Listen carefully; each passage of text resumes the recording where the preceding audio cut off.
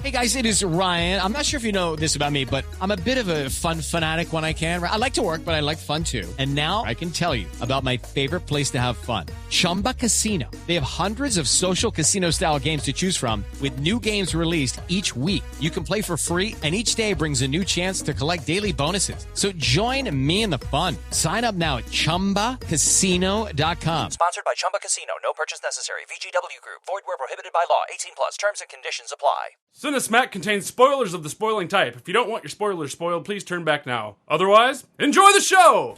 Gentlemen, let's broaden our minds. Lawrence?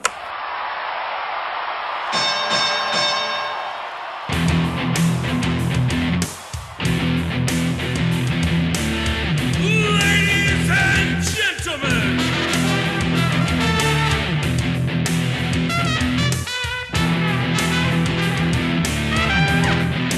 Welcome to the main event! This is Cinesmack! And the winner is...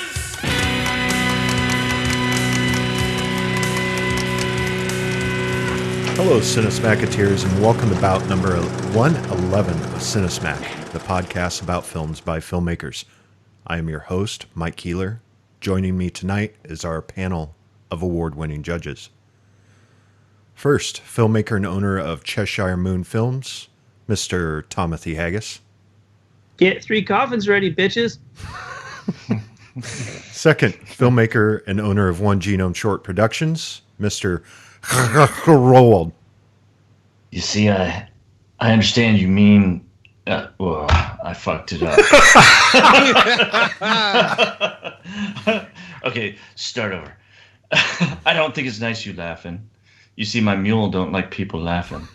Now, if you apologize, like I know you're going to, I might convince him that you really didn't mean it. I screwed that up. God!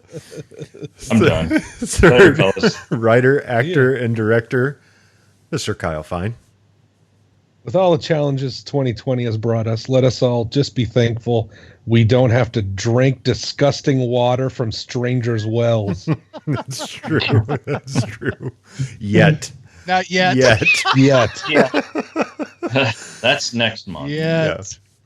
That's after the super volcano. Fourth, filmmaker and owner of Arizona Ink Studios, Mr. Andrew Zumwalt. A long life of eating gruel. To hell with it! I want good food and nice clothes. I'm going to live it up and die young. That was done with some gravitas. Yes. Yes. At least you didn't screw it up like someone else did. Yeah, God. Who would do No, that? Gabe's a gambler. He just rolled wrong. Yeah, he Just rolled wrong. snake eyes. Yeah. It's good to have you guys back. Let's poke the monkey, find out what we're talking about this month. Ladies and gentlemen, gunslingers and samurai, welcome to the main event. Roll up your ponchos, draw your swords, and prepare yourselves for an epic showdown. Which of these cold-blooded classics will defend its cinematic honor, and which will get gunned down in the streets of film history? In the first quarter from 1961, written by Akira Kurosawa and Ryuzo Kikushima, directed by Akira Kurosawa, starring Toshiro Mifune, Tatsuya Nakadai, and Isuzu Yamada. Yojimbo! In the second quarter, from 1964, written by Victor Andres Catena, Jaime Comas Gil, and Sergio Leone. Directed by Sergio Leone. Starring Clint Eastwood, Gian Maria Volante, and Marion Koch.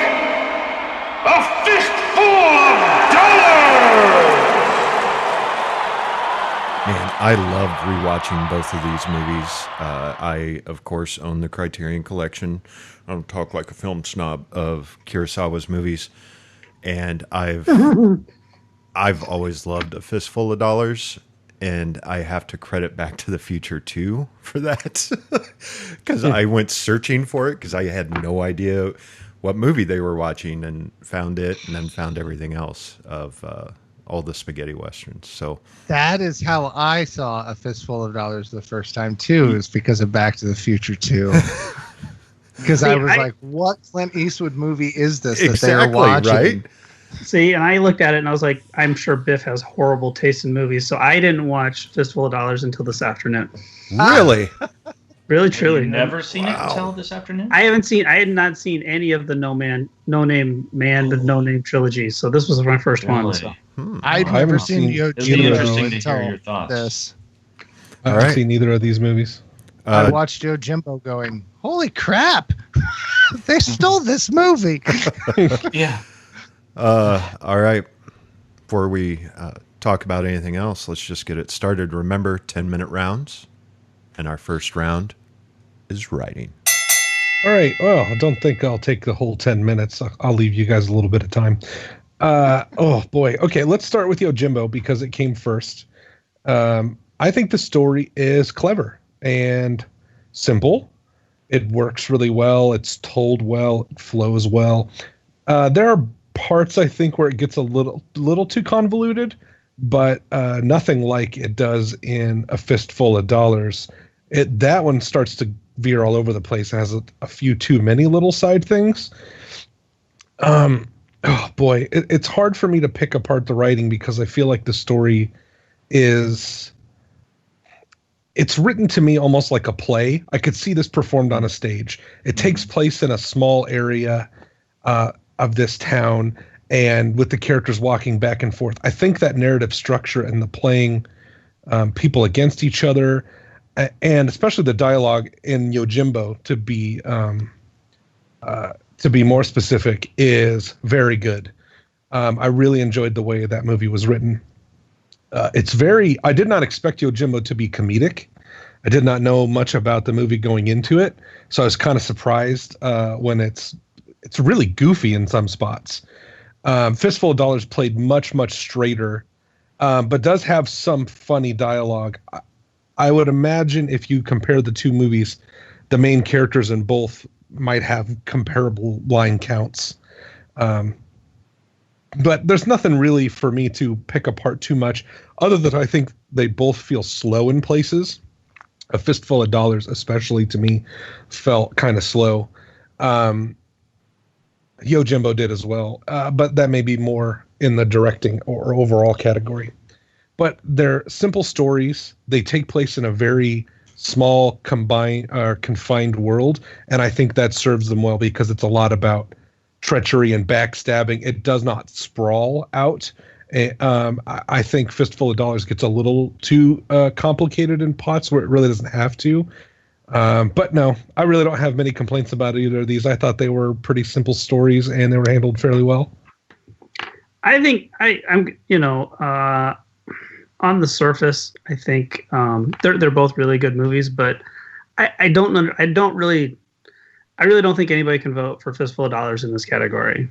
They totally ripped off Yojimbo, and it was only like a year removed from it coming out. I mean, there are shots taken from it, and I went in and I read kind of the history of the lawsuit and stuff, and they're like, oh no, we were making this, Servant of Two Masters and Red Harvest. I'm like, bullshit. This is a shot for shot remake practically. Mm-hmm. And so I don't know. I was pretty much going, after I had read that, I was like, I have to vote for Yojimbo just from the fact of I can't award a movie that pretty much stole its story from another movie. And it, like I said, they didn't even wait that long. Like it was like, like 3 years. 3 years. Yeah. And it had played in Italy in 1963 and Yojimbo played in 1963, and by 1964 they had this done. So true. I'm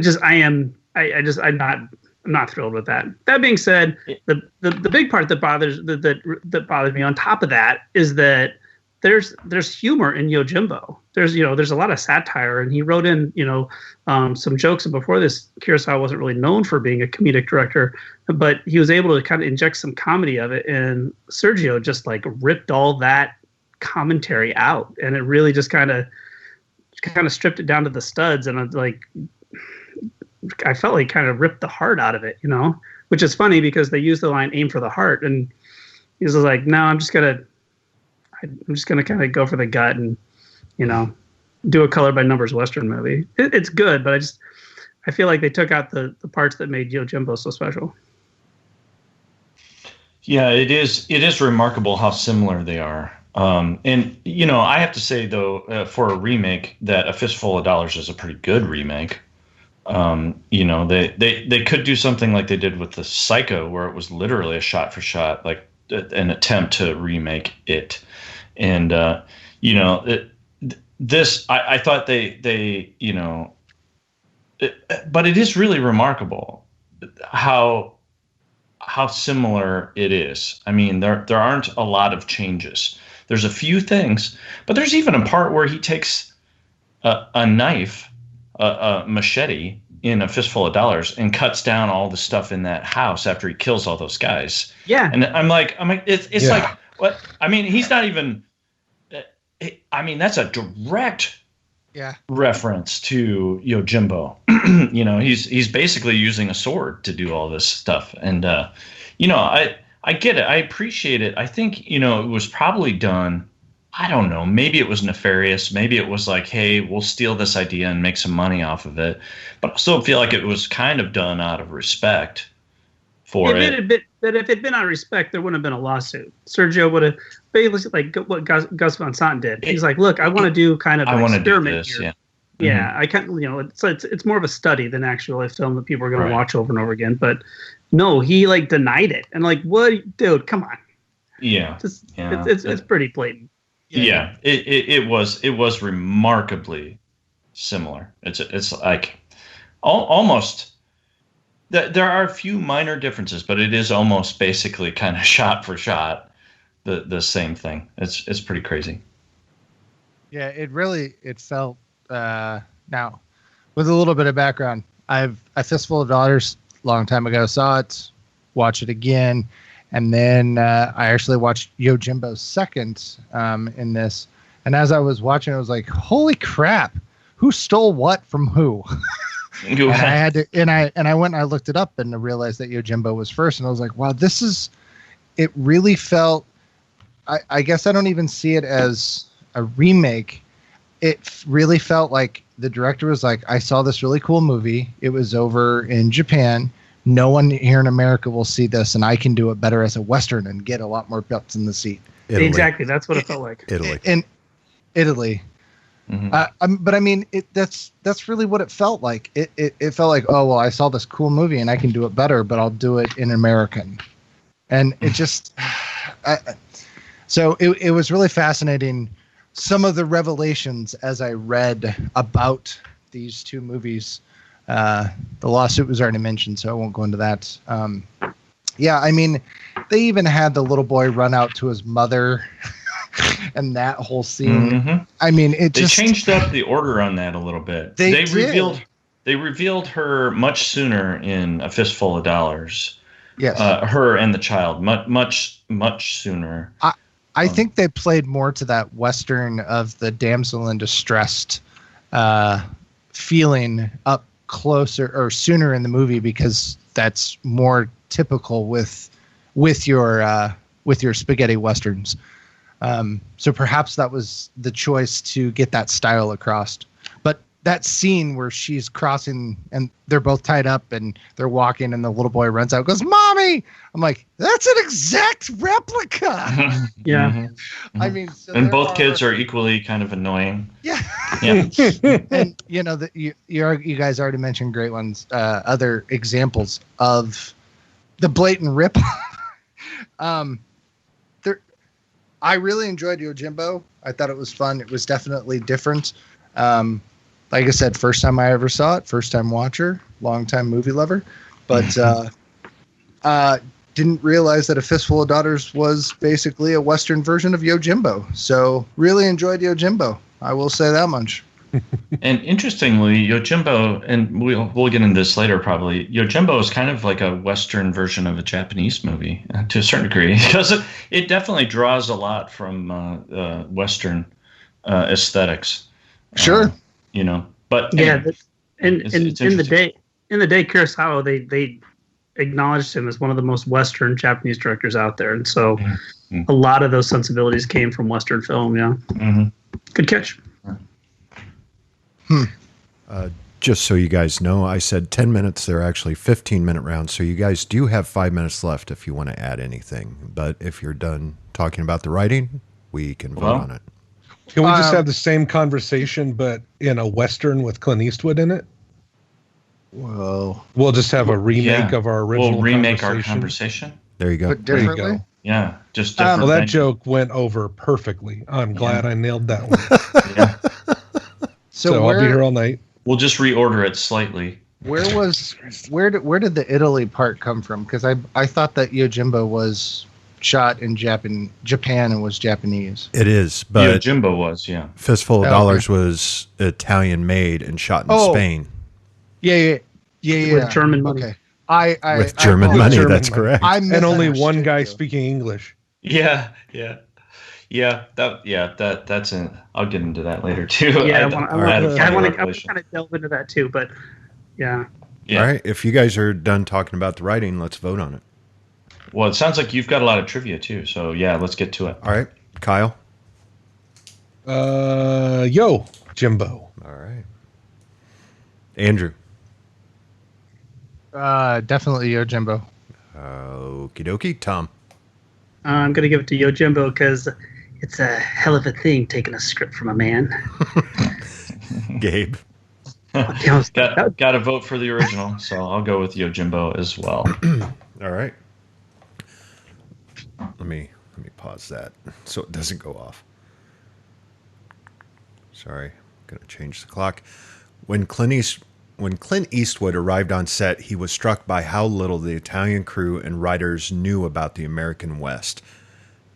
For example, he had to point out that coonskin caps were worn by frontiersmen and trappers in the Davy Crockett era circa the 1820s, not by gunfighters and townsmen in the American West and Mexico of the 1870s. That would have been funny. As the scriptwriters had written.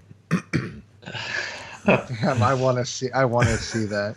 I laughed out loud when I read that the first time.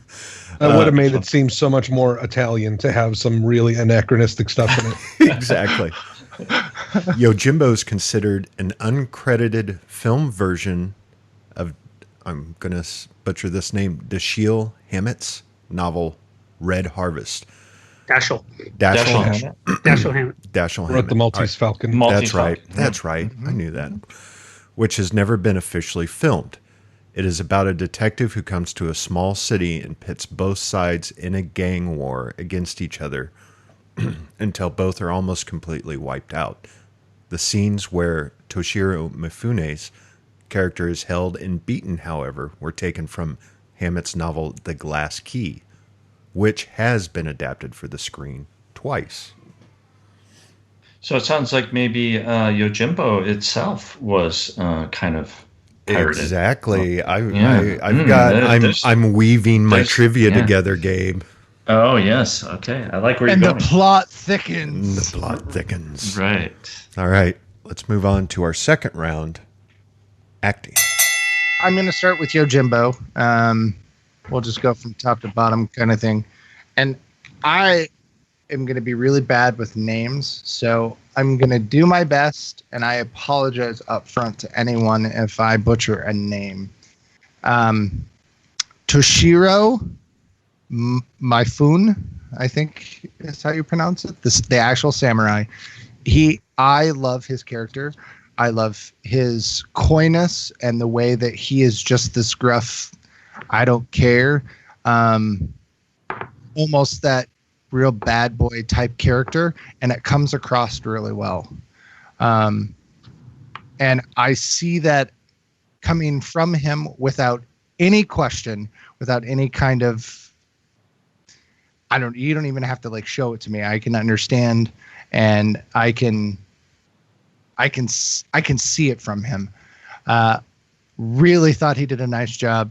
His fighting is a little awkward, and his fighting is very weird, and that just may be the time. It may be he was an actor and not a stunt guy or a fighter, but very enjoyable, very believable to watch his character. And again, this may be potentially a cultural thing, but Daisuke Kato, which is the rotund brother, as it is put in the credits, he's hilarious. He is so over the top and goofy. The big buck teeth and everything that he's got sticking out. The unibrow. Oh my God. He's quite funny. And I really enjoyed him as a character. I thought those are the two that probably stuck out to me the most. We can move over quickly to Mr. Eastwood. It was probably one of the most, I guess, low key Clint Eastwood parts that I've ever seen him in. He was just kind of doing the flow, doing the Clint Eastwood thing. Always thought that, the idea of the metal bulletproof plate, I always thought that was such an amazing idea. And he really pulls that whole scene off really well.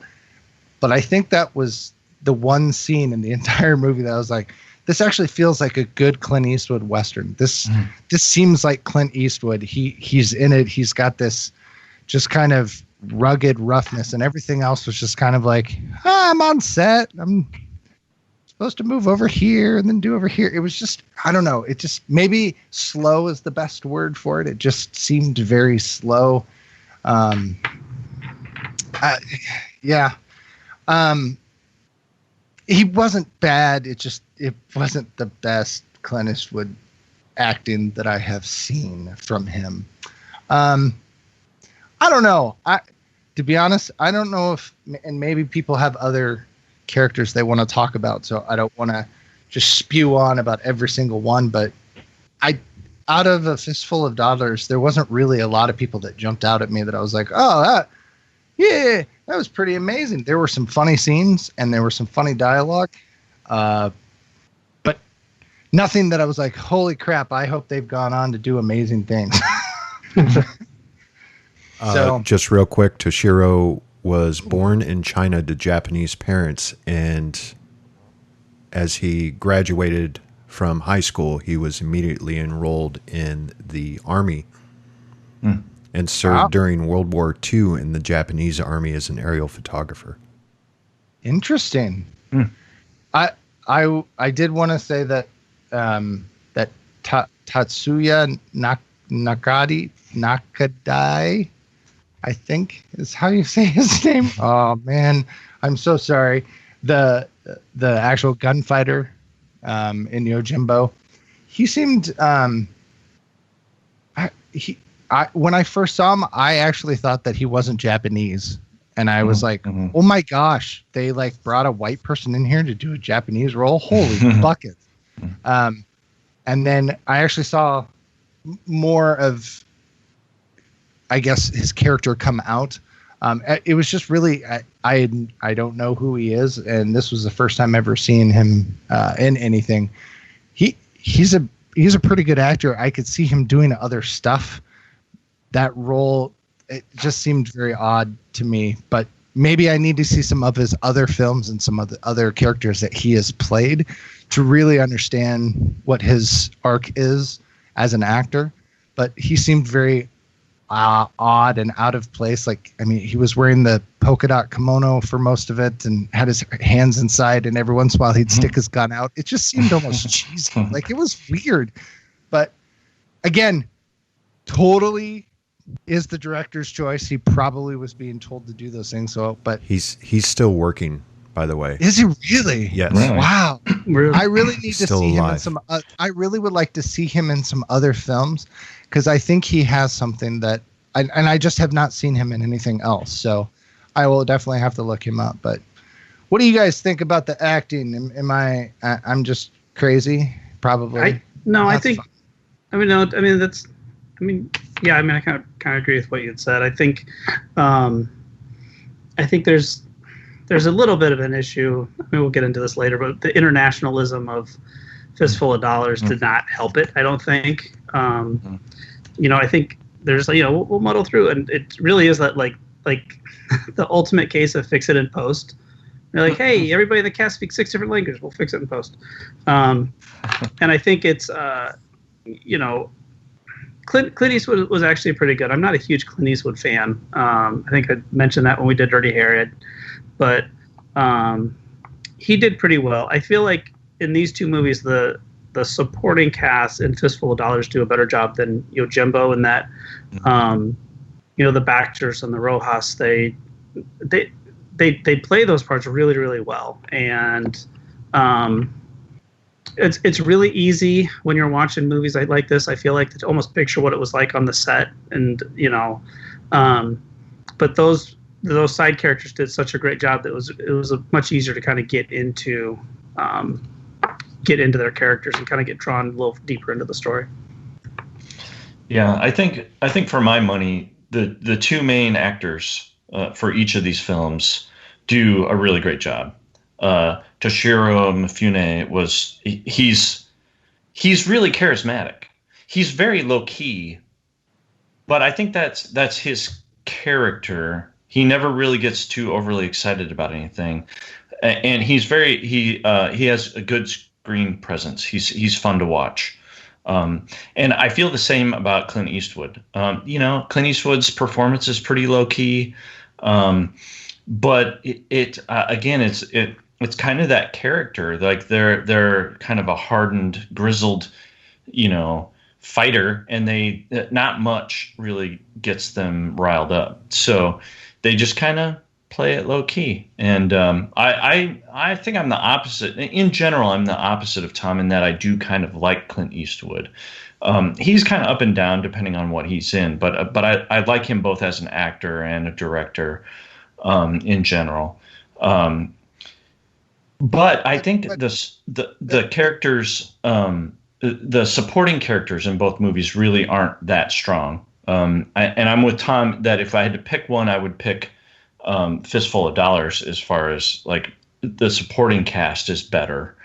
And I don't know if it's just kind of a Japanese theatrical kind of thing or acting kind of thing, but a lot or a cultural thing. I don't know, but I felt like a lot of the supporting characters were very kind of like just run around, yell a lot, and there wasn't a lot of acting going on. It was just kind of like they were literally like running everywhere they went. They would run around, and then they would yell something at somebody, and then they would, and only, Toshiro Mifune's character was kind of more nuanced to me.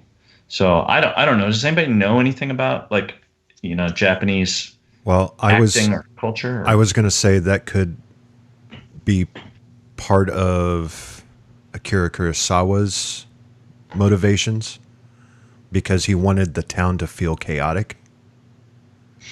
Yeah, it could be. Because I have some trivia about that with The Wind. So he wanted it to feel. He wanted it to feel very chaotic. So my guess is that might have been Kurosawa. It could have decision. Been a choice. Yeah, his choice. Okay. And it may have been some just added goofiness. That's true as well. Because I mean, it is. And some of them, chuckle points to to both movies, I would say. And some of them were very definitely almost kind of like. I can't think of the right term, but like clown-like characters, kind of. The guy he wasn't a bell ringer. What the guy that would go out and announce the time in Yojimbo, and then the coffin maker in Yojimbo too. They were kind of like almost comedic, clownish kind of characters. And so maybe that informed their performance. I don't know. I just felt like... Are you talking about the Cooper? Cooper is a barrel maker, right? Oh yeah, that's right. Crap. Yeah. Yeah, you're right. I'm sorry. I'm scrolling through. Get fooled by that one. To your point, Gabe, when you're talking about how they're both the main characters in both of these movies are kind of just that low key, nothing really gets them riled up, and maybe that is a better explanation of what I mean by it wasn't Clint. It's Clint Eastwood doesn't normally play characters like that. He normally plays the gruff, get out of his way type characters in a lot of his westerns. Yeah. And to see him just kind of like nothing really bothers me was weird, I guess. But again, it definitely is a different style for the movie. But that's why I really like that final scene, because he becomes Clint Eastwood, the badass Western guy that we all know. Mm-hmm. And so it makes it seem like that's even more of evidence of it was more of a rip-off than it was actually an homage or it was completely original. It just happened to be at the same time. I don't know what happened. Yeah, what a coincidence. It's like Volcano and Dante's Peak being released at the same time. I don't know what happened there. Yeah. I want to call out a bad performance real quick. So when Clint Eastwood goes in and he kills everybody in the house to kind of lay covers so that Marisol and her family can get away, and he just walks in and just kind of like blows everybody away and just kills everybody real quick. The cat that runs out, we've only had a cat for like 3 or 4 months, but I don't think the cat would run away like that. I think the cat would be like, "That's cool, fuck you all," and walk out. In my experience, maybe rub up on his legs a little bit. No, it 2 minutes. screeched and like darted out, and I was just like, I don't think a cat would do that. I feel like a cat would be like, whatever, man, I'll just go find somewhere else to sit. So anyway, that's just my experience. It was very unconvincing for me. That cat's performance wasn't convincing to you? No. It may wind up losing this round over the cat. So. But I do want to say, I don't know if this is in your trivia or not, or Mike, but Toshiro, all respect to Alec Guinness, but just the possibility that Toshiro was the first choice for Obi-Wan Kenobi in Star Wars is just, I just kind of like cool. Glance into that alternate reality, because he would have been really freaking good in that. Yep. Yeah. Alec Guinness was a great Obi-Wan. It's hard to imagine anyone else, but yeah, Toshiro would have been cool, actually. Can you imagine what 1, 2, and 3 would have been like? Like Ken Watanabe, probably. Having to do some young hero. All right, Kyle, you got 50 seconds. All right, here we go. We didn't leave Kyle any time. No, sorry. You're good. I think a lot of the over-the-top caricatures in Yojimbo are sort of part of what makes it feel like a play or a stage act to me. And I thought Yojimbo, I talked to Heather a little bit about this, feels almost like a fairy tale, where you have this wandering soldier who it basically travels based on the way a stick falls, goes into a town and finds himself in a situation where he can profit off of it and turns the city against itself to clean it up. So it's like almost like it seems like a fairy tale to me, with heroes and villains. And so I think fittingly the characters are more broad and caricatures. Fistful of Dollars, boy, I thought the acting was really poor in that movie overall. I think it doesn't help that you can obviously tell Clint Eastwood is the only person speaking English, and when it's dubbed over, it does not match their lips at all. And that just kind of took me out of it. Really took me out of it. I usually don't have a problem with dubbed movies if they're done well, but I didn't feel this was done particularly well, and it was really distracting to have one character speak in English while the other people are not.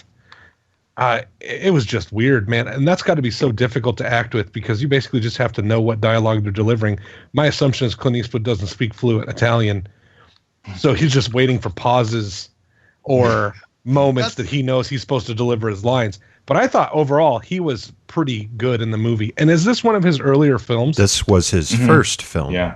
Okay. Yeah. So I was talking to Heather about this because I thought it was early too. And I thought, man, whoever found Clint Eastwood was a genius, because you have this tall, good-looking, gruff guy, pulls off being serious, can pull off being lighthearted, looks intimidating, very smooth. And I was like, man, someone really nailed it when they cast this guy that it doesn't look like anybody knew at the time. And of course, now he's gone on to show he's got a lot of acting chops, and he's done a lot of great things. But awesome to see something like that where you're like, man, whoever cast this guy absolutely nailed it, because he's going to go on to do stuff like this for like the next 50 years. Yeah, and is amazing at it. Yeah, it's really develops interesting. A huge character for it. Yeah, it's really interesting. I will say the one I didn't know this was his first movie. That's interesting. That's crazy. The one thing that bothered me about the whole getting shot in the duel. Look, I know that it's kind of clever. You put this steel plate under there, but at some point you're going to get shot in the face or the legs. And I don't know that you can take 6 or 8 bullets in the chest. In the heart. That's a really fucking risky move, man. In the heart.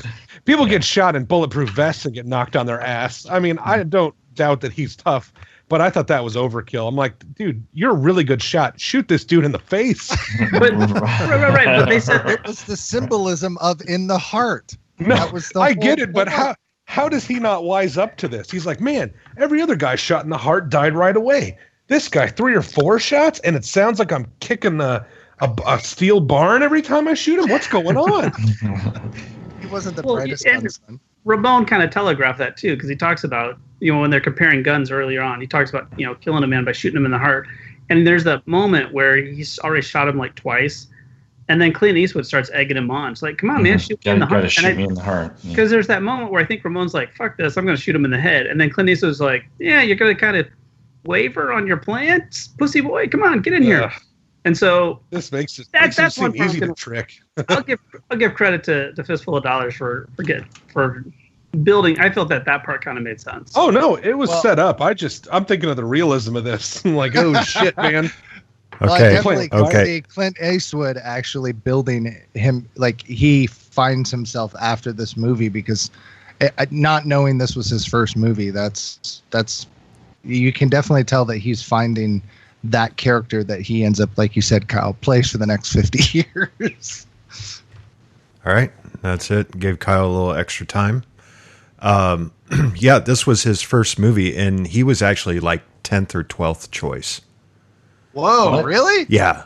They had gone. The idea is like, who was in? Oh, was it an Italian? You want to know? I want to know the Italian. I actually took that trivia out because I taught. Okay.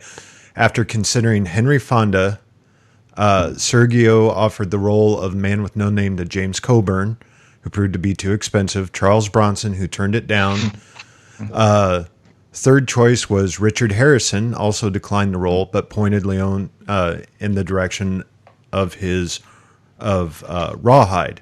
Leone offered the part to Rawhide star Eric Fleming, who turned it down, but suggested his co-star Clint Eastwood for the part.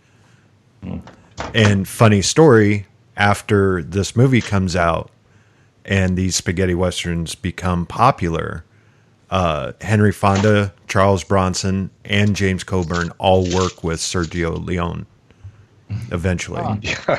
Once Upon a Time in the West, which is maybe my favorite spaghetti western, and James Coburn is in Duck, You Sucker.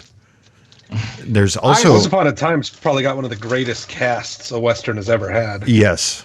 I want to see the BTS of them on set and Clint Eastwood standing with a bunch of people yelling Italian at him and him saying his lines in English and then a bunch of Italian going so on. How frustrating, man. His stuntman was his interpreter. Wow. Eastwood stuntman? Yes. He was one of the only people on set that could speak English. Hey, Once Upon a Time in Hollywood. So just real quick, Lee Marvin, Frank Wolf, Tony Kendall, Cliff Robertson, Steve Reeves, Horst Buchholz, Henry Silva, Rory Calhoun, Tony Russell, and Ty Hardin were all also considered for the role of the Man with No Name. Wow. We could take in an old Steve Reeves movie. All right, let's vote on it, Andrew. I'm going with Yojimbo because I really like Toshiro Mifune. I've heard it's called said Mifune. Toshiro Mifune. I really enjoyed him as an actor, and I felt that he was very natural, and so I'm going with Yojimbo on this one. All right, Tom. You know what? I'm going to go Fistful of Dollars. All right, Gabe.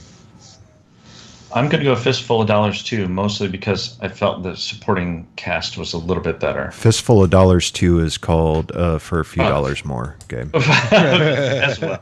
Yeah, I know. I consciously thought of that in the last category. I almost said Yojimbo too. Kyle. That's a Fistful of Dollars. Yojimbo has the better acting, but I am going for a Fistful of Dollars for the sheer feat of acting while people are yelling foreign languages at you. Good choice. Really, yeah, you guys had mentioned that this turns Clint Eastwood, he becomes a movie star, and he really does. I think he and Toshiro both are great anti-heroes. They're great good guys in the sense of this one tale, but they do bad things, right?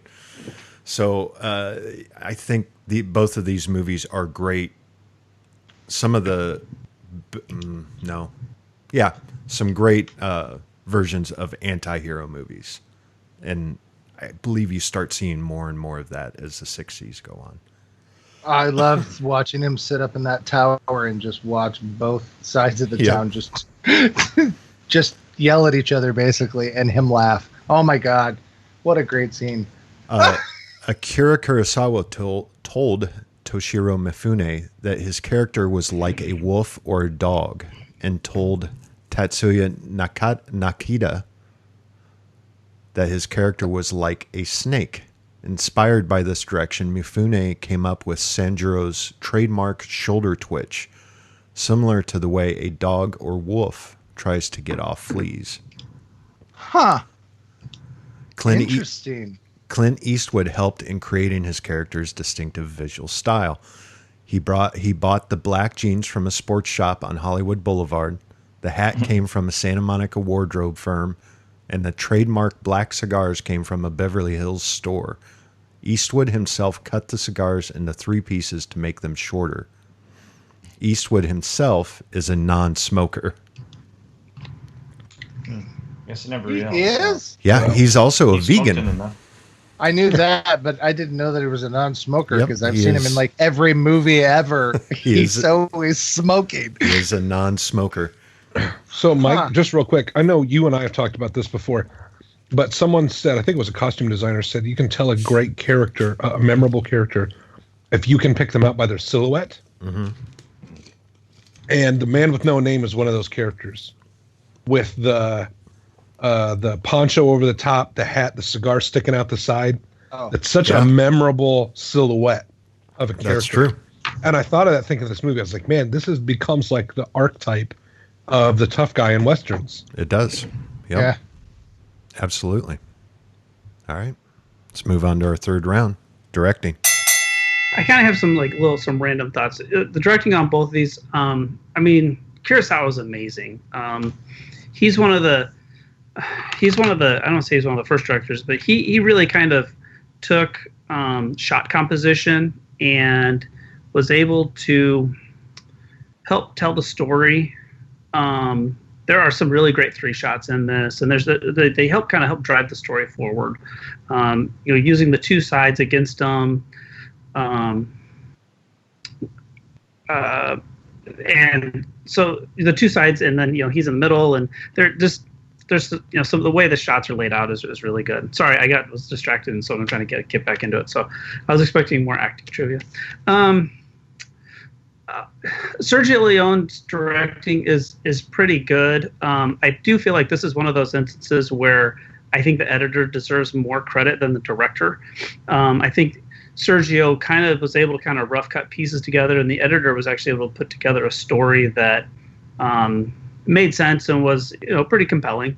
I know that I kind of agree with you guys that the Fistful of Dollars moves a little bit slow, but the tent scenes, the scene at the end, Those tense scenes I thought are put together really, really well. The different looks and the way the camera passes to the different characters is all put together really in a really good way. I totally I'm rambling, but I think Kurosawa is the editor. Kurosawa was the editor of his. Yes. Oh, that's cool. That's good to know. The scene, there's one weird scene in Fistful of Dollars, and we touched on it a little bit, but when Marisol runs to Jesus, there's this, I don't really know what's happening there. Like, the music swells, and I swear to God she was about to get shot. Like, it gets really tense, and you're like, oh my God. And then she just like, oh, hey, it's my son. I'm going to go over here now. And I'm like, I don't understand what the tension was or what was happening there. So I didn't like that scene, but there's some other scenes that I thought were really good. What else was I gonna say? How many people live in the Baxter house? Because they set it on fire. And I swear to God, 40 guys movies, came. Actually, it's like how many people are in these places? It's like the clown car of homesteads. Like fucking 40 people come out the front door, and it's just like. And it's like bang, bang, bang. It says, I'm going to get shot. And then the next one, you would think after the second one, you'd be like, I ain't running out the front door. The clown car of houses. There's only one door, apparently. No shit. Is there no back door on this giant house? Oh, that's hilarious. Well, nice, Tom. There is a back door, but you have to pay extra. Oh. Anyway. Also, I think I'd have to go up and do some research on this, but I think Fistful of Dollars actually had a lot of influence on the developers of Donkey Kong because of the overuse of barrels as weapons. There are so many barrels in this movie. Like, I don't think I've seen a barrel in like 6 months, but for some reason back then barrels were everywhere. And so that's because they used them all. They used them all. Yeah. Yeah, they used them. Yeah, and the one that rolls down the ramp and kills the two guys at the door, it explodes. Like that was weird for me anyway. Yeah. It was very weird. Yeah, and it like exploded out. I don't know. Anyway, so but direction it hit him. Yeah, I'm trying to stall a little bit because I think Kurosawa is definitely the better director here between the two movies. So I don't know. What do you guys think? Somebody else talk for a little bit. I love the knife when he is practicing in the little shed and you can see the wire on the knife hitting the paper when he's hitting the floating piece of paper. You can see the wire on the handle of the knife. I thought that was great too. I guess I didn't see it. I didn't saw notice it. But I was like, how the hell did they do that? Because it's pretty accurate. It was reversed. The knife was already in the paper, and then they used a wire and they pulled it out, and then they reversed the film. Yeah, makes sense. It looks. That's why I was like, "Well, it looks pretty cool." It does. It looks really neat. It's a neat trick. It is, and they didn't have visual effects to that stuff, CGI and stuff. I mean, Kurosawa was a directing legend, right? So it doesn't come as a surprise that he does a really good job in this movie. Sorry, Andrew, did I talk over you? Were you going to go? Go ahead. You're fine. You'll probably touch on some of the stuff I'm because I was going to, just spew about Kurosawa too. So So another beautiful black and white film. As Tom mentioned, his shot composition is wonderful. He's so good at making you feel claustrophobic and tight when people are having quiet conversations. And great at showing this he makes this small town look big when he pulls the camera back. And when you see these guys in the streets facing off against each other, there's almost this feeling that you're in this middle of this big medieval castle and there's a battle going on a drawbridge. Like this one long street down the middle is the only thing separating these two bands. And he uses height when they have that watchtower really well to kind of show the whole landscape. And he really gets a hell of a performance out of his lead actor. His tics and his characterizations are great at helping you forget you're watching a movie, and you start to feel like you're watching a real person. It seems so consistent. But yeah, I mean, I kind of run out of superlatives sometimes for people like Kurosawa who are just legends in the field. Not to say that Leone did a bad job or anything like that. And he captured a lot of the beauty of the kind of rustic Western looking parts. They shot this in Spain, I think you said, or was it Italy? That is correct. Spain. Right. So the landscapes are beautiful, but I don't think he gets as much out of shooting the story that Kurosawa does. It feels like a worse copy. But, and also he focuses a lot on the most boring part of a gunfight is someone aiming their gun at an indistinct target. And that is a huge percentage of the gunfights in this movie are close one shots or two shots of someone shooting at an angle to the camera, never hitting anyone, never showing who they're shooting at. It's such a bizarre thing to choose to shoot. And also, I got to mention in both these movies, it's a lot more forgivable in Yojimbo, the way people die when they're cut with the sword. But the people who get shot in A Fistful of Dollars look like they have itching powdered on the back of their shirt, or they just fall to the ground and collapse. It's so bizarre, the choices, and the fact that he doesn't go, stop, wait, no, act like you're being shot. It's really bizarre. And the choice to not really have any blood in A Fistful of Dollars. With that amount of people getting shot, there's like no squibs, no blood, no anything like that. And it's really weird. It makes it feel amateurish, low rent kind of. And sometimes I feel like if you watch the movie, you're like, damn, this feels cheap. It just feels cheap. It was. They just, they just point pop guns at people and then they yell and they fall down. And I'm like, man, come on, you have to do more than that. Yeah, the scene at the very beginning in Fistful of Dollars when I think it's the military comes in and they take out that entire stagecoach and all the people with the machine gun. There were people that were behind the stagecoach that were falling off their horses. It was so bizarre. I was like, what is happening right there? Yeah. You pretty much touched on all of the things that I was going to say. The one thing that I have known about Kurosawa that I really enjoyed that I have discussed in length with many of people over time with movies is just the fact that he definitely has a way of making the landscape and the shots that he does as part of the characters. He makes what he is shooting, the landscape and the buildings, and they become part of the characters in the background. Did I say that right? Does that make sense? It's really fascinating how he does that. This scene, minus all of, I think Mike touched on it with the wind and everything else making the city look chaotic, but there's the one shot where it's like pouring down rain and he shows all the way down the actual city in the middle of the street there, and it's a really cool looking shot, and you're there, you're a part of that, you're in it. And he doesn't move the camera a lot, but yet there's a lot going on in the scene and it's easy to follow.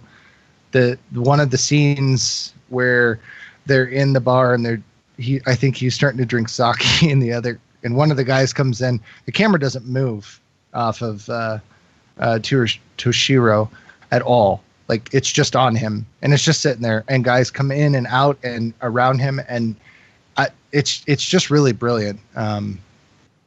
So thank you for inviting me to finally watch Yojimbo, by the way. So I appreciate you're that. You're welcome.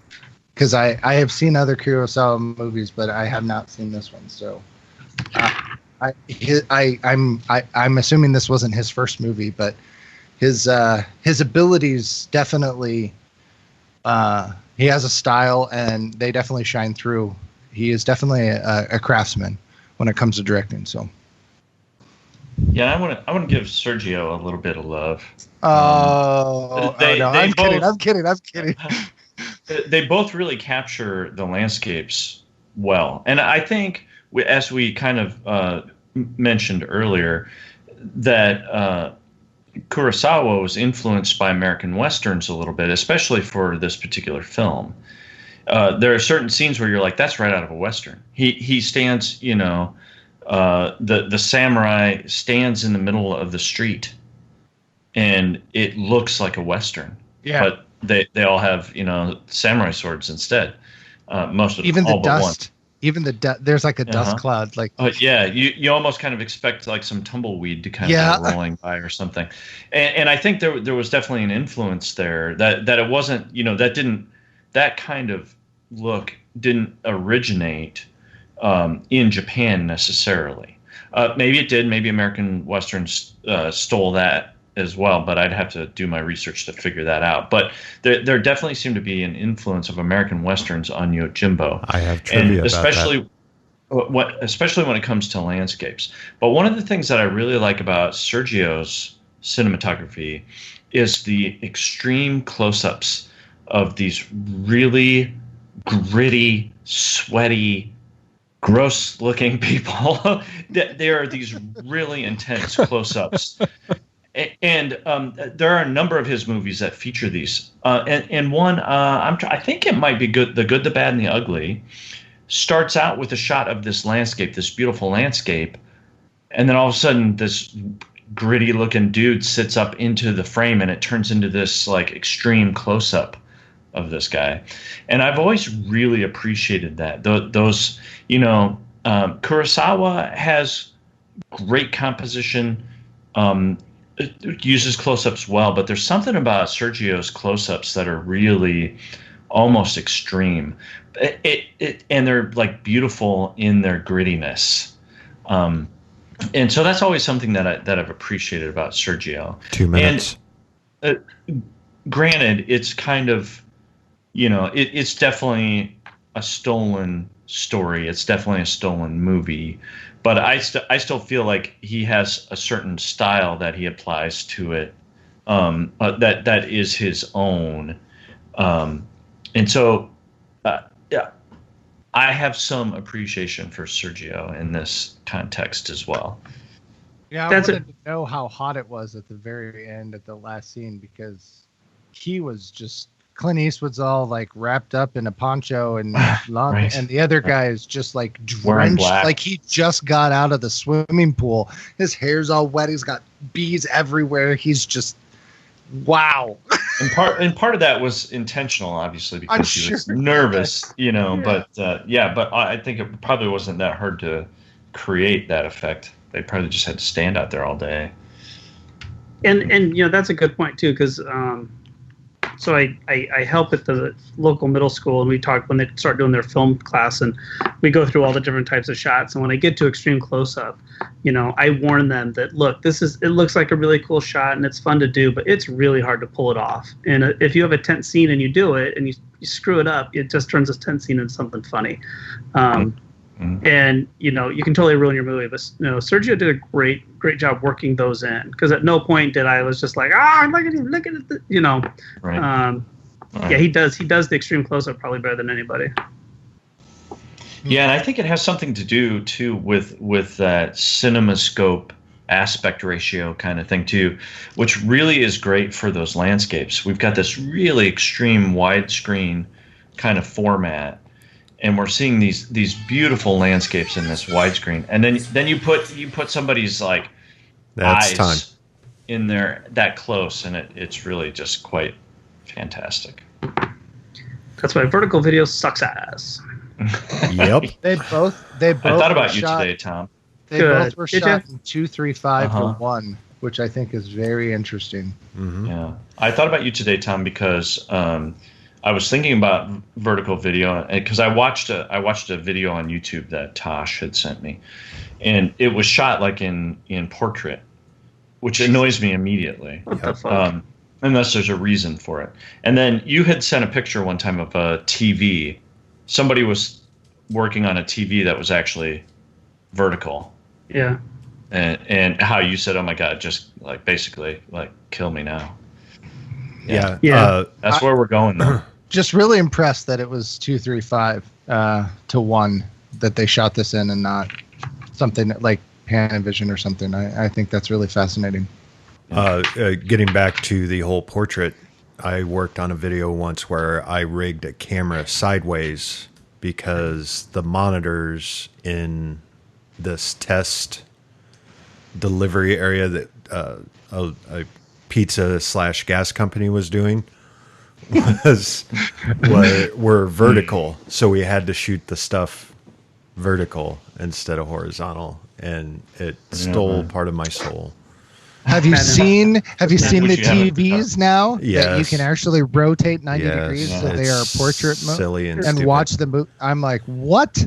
It's ridiculous. What? Ridiculous. All right. My sister, I love my sister.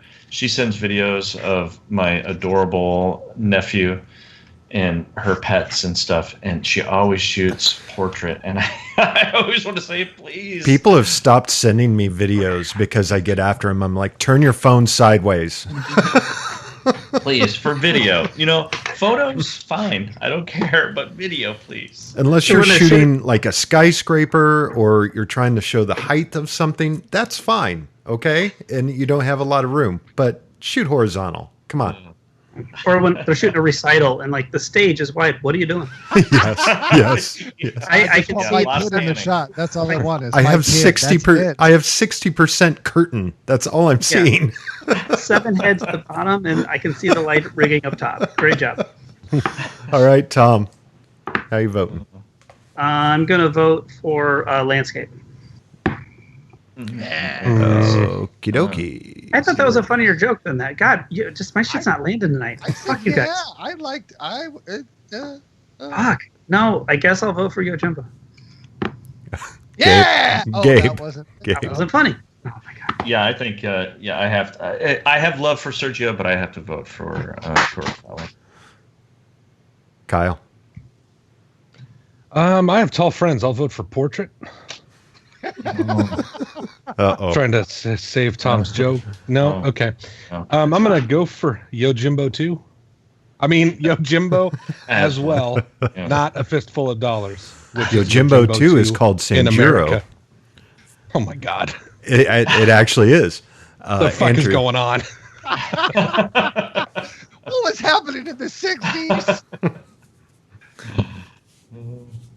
Andrew. Yojimbo. All right. Thank you. I hope you have trivia because I have a question for you. I do have trivia. Prior. Sorry.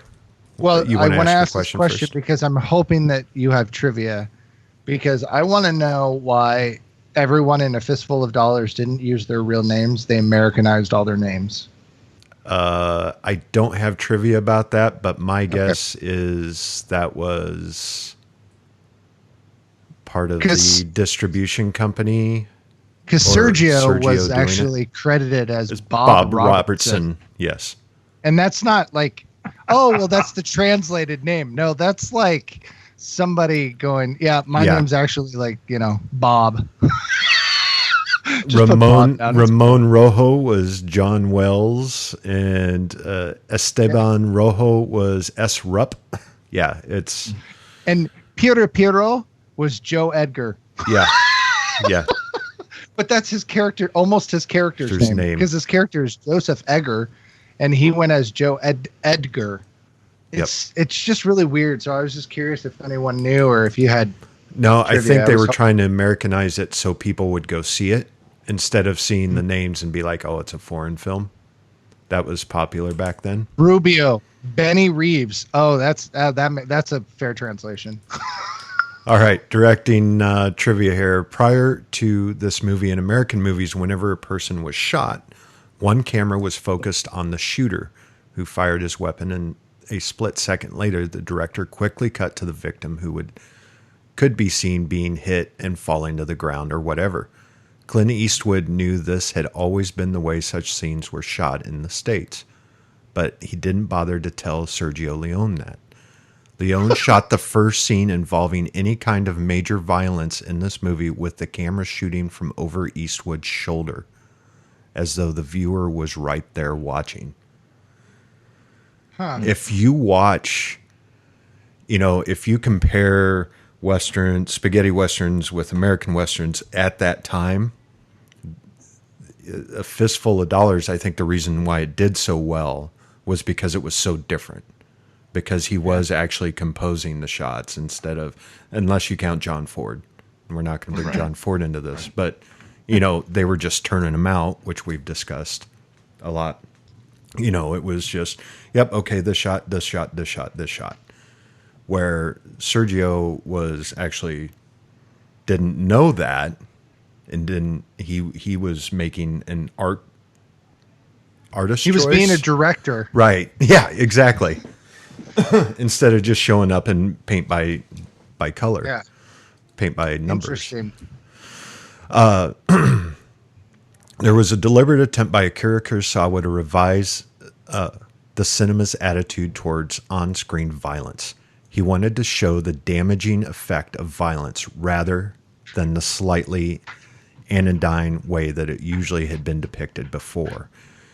He would later come to regret this move, as it spawned a mass movement in international cinema that hasn't abated even today. So he wanted to show that violence was not, just someone falling down or someone going, and he wanted to make it more realistic. So he took a chance with it. And he's one of the first to do that, and it just spread like wildfire, apparently. All right. I'd like to share that quote that I sent you. You can do that at the end. At the end? Yes, okay. Please, because that will add a nice little dollop of whipped cream. Okay, sure. Do a dollop, do a dollop. I can't believe I just said that either. It's the pain medicine talking. All right. Where the hell are we? 4th round overall. There's a couple of things I'd like to talk about in this round. The first being, I found it kind of interesting that I watched Yojimbo and I watched the subtitled version. So I saw it in the original language, and I watching a movie with subtitles is sometimes kind of challenging because the subtitles distract you from the actual action and the composition of the shots and all this kind of stuff because you're reading the whole time. But I also prefer to hear the original actors' voice performances in their native languages, because I think it has a huge effect on the film. And it's hard to judge an actor's performance if someone else is doing their voice. But I find it kind of ironic that A Fistful of Dollars is supposed to kind of, I guess, be an English language film, but everybody's voices were dubbed. And I just found that really kind of strange that I'm watching a Japanese film and I hear the original voices, and I'm watching an English language film and I'm hearing everything dubbed, and it looks really bad. And I just thought that was kind of funny. And then I think Mike is kind of expecting me to talk about the music in these films. And damn straight. Over time, I have really come to appreciate Ennio Morricone. Now, the first time I kind of was exposed to spaghetti westerns and Ennio Morricone's music, I felt like it was kind of over the top, maybe a little campy and that kind of thing. But I've really come to love his music, especially when it comes to the spaghetti westerns. I just think it's so iconic and so memorable. You can hum, and if you're a really fantastic whistler, you can whistle some of these songs. The person who does the whistling in these songs is just incredible. Their talent is just off the charts. Now, whether you like it or not, it's iconic. Everybody knows some of the music from these movies. Probably mostly the good, the bad, and the ugly. It's kind of like John Williams. You can immediately think of Jaws and Star Wars and Raiders of the Lost Ark, and those come to your mind and you can hum them, and maybe sometimes you do. And after I watched A Fistful of Dollars, I was humming and kind of whistling that music afterward.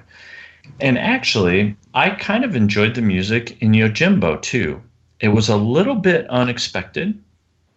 Yeah. In some ways, it was kind of traditional Japanese, but in other ways, it had kind of a '60s kind of flair to it, almost kind of a '60s American rock kind of feel to it, and it was a little bit unexpected, but I didn't feel like it drew me out of the film. It didn't make me go, "Oh, that's weird," this doesn't fit. And so I kind of enjoyed the music in both of these films, and I would like to hear your guys' thoughts on that. Anyway. The music for Fistful was, it's what I was kind of expecting, but it's iconic, and I know that word's overused a lot, but it's, when you hear it and you know what that is. And John Williams didn't write it. So, if you take out, you take out John Williams, there's not a whole lot of other, film scores left that have that kind of impact on people. Right. But I agree. There's the scene when he kind of pits the two against him. He climbs up in the tower and the two of them start going against each other. I had to stop and see if iTunes was playing something in the background, because I'm like, where's this music coming from? Because it's not the instruments I would have chosen for this, but it kind of works. So no, I see what you're saying. Nailed it. Or I said something so stupid nobody can respond. No, I guess nobody else has any strong opinions about the music. But I really love Ennio Morricone's music. He actually, the main theme, he composed to be a lullaby originally. Huh. Yeah. Sorry, I had my mic turned down. I was trying to finish something else, and wow. Yeah, this is actually the first film that he worked on Sergio with, and then they worked together for how many films? There's in the teens, I think. That's how many films. Yeah, and Sergio's really written some iconic scores. Yes, absolutely. And again, ones that people, I think it's really iconic when there are people who probably haven't seen the movies that the score was written for, but still know the music and kind of know what it signifies. And again, I reference John Williams because I think he's kind of the modern day reference for those kinds of scores. But people know Sergio's music, and there are modern interpretations of it, which are really very fun too. Metallica did. They did an album called Symphony in Metallica, and I think they started out with Lust for Gold, which is from The Good, the Bad, and the Ugly. And I've heard that song in kind of modern interpretations in TV commercials and that kind of stuff. And if you whistle the main theme from The Good, the Bad, and the Ugly, everybody knows what that is. And everybody knows that's a Western and it's a standoff situation, even if they haven't seen it. And I think that really says something about the power of that music. It has transcended what it was made for and has permeated kind of popular culture. And so I really appreciated the music in both.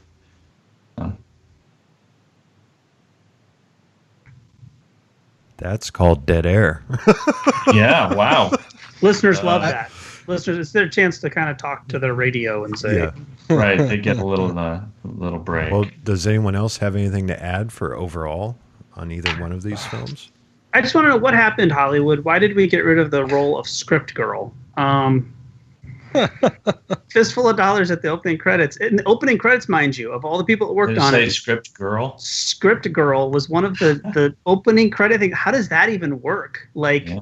Yeah. Think of everybody that worked on that movie. And all right, so they got scene designer, editor, director, producer. Oh, script girl. Don't forget to put her name in the opening credits. Because we only get to credit 30 people, so let's make sure script girl makes it in there. Right.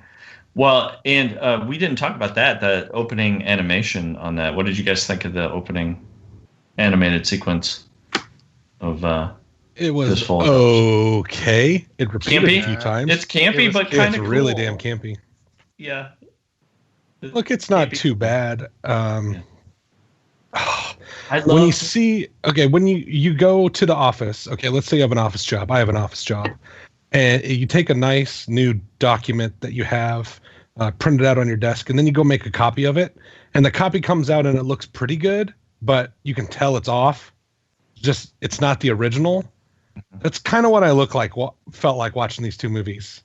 I was like, one of these is like the pristine, nice, new, beautiful copy. And one of these is kind of the muddy, lower resolution, obvious photocopy.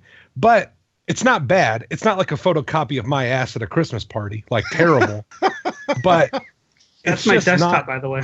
Oh, how do you not throw up each time you go to work? That's what wakes you up in the morning. It's what makes me work full screen. If a fistful of dollars was not so blatantly a copy of Yojimbo, perhaps I would have warmer feelings towards it. I don't think it's a bad movie necessarily, but to watch them side by side is like catching Milli Vanilli lip syncing a bit. It's like, oh shit, like so close that I don't know how you could say with a straight face it wasn't influenced is the wrong word. Copied, pretty much copied with plagiarized would be one of the words I would use. It's not like they made a bad movie, but it's just not nearly as good as the original. That's a good point. I would, like I said, this was the first time that I got to watch Yojimbo, and when I watched it, I was like, holy crap. And I went and looked at what year it was released, because I had seen A Fistful of Dollars before, and I had watched that one first because I'm like, oh, I've seen it before. It was fun. And then I watched Yojimbo, and I was like, what happened? Yeah, it's kind of shocking. It put a really bad taste in my mouth. It was just really weird. And when I saw that Yojimbo was made first, I'm like, boy, did they? And then tonight, you guys said that there was a lawsuit involved, and I was just like, gosh, this really, wow. I mean, this takes balls. Have no idea. I mean, this just takes balls to say, you know what? No, this is an original movie. It's similar. I'm sorry, it's similar. We have the same idea. It's like, oh, come on. Yeah. I mean, it's like watching a TV show, watching an episode of CSI, and then the next day you release a show called BSI, and the plot is super similar, and you're like, well, look, we just had the same idea. It doesn't matter that I just watched it last week.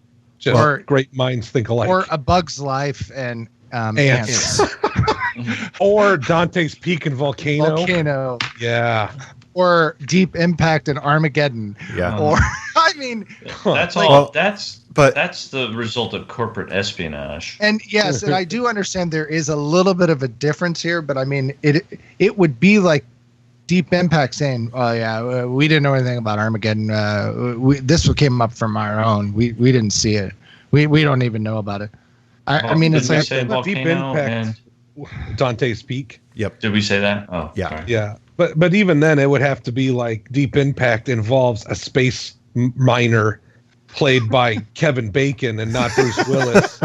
Like it's so close that it's hard, and it would be different if. Well, that's what the Asylum does, right? Like the Asylum, the Asylum will do that. Yeah. Right. But the thing is, it would be different if Sergio Leone came out and said, "Man, Kurosawa is a legend. This movie is amazing. I want to make it for Western audiences. Can I please do that? Can I make it a Western? Can I make it for Americans?" Yes, to do this and then pretend it's your own is despicable. He didn't make it for Americans, though. He made it for Italians. And what's interesting, and I'm sure this was added purely because of all of this, but even on IMDb, Kurosawa is actually credited, but is listed as an uncredited person. Now. As a result of that lawsuit. Yeah. I'm sure that it was added later. Italian directors were known to do this, though, right? Like you have What was it? Was it Trolls 2 that we talked about? Trolls 2.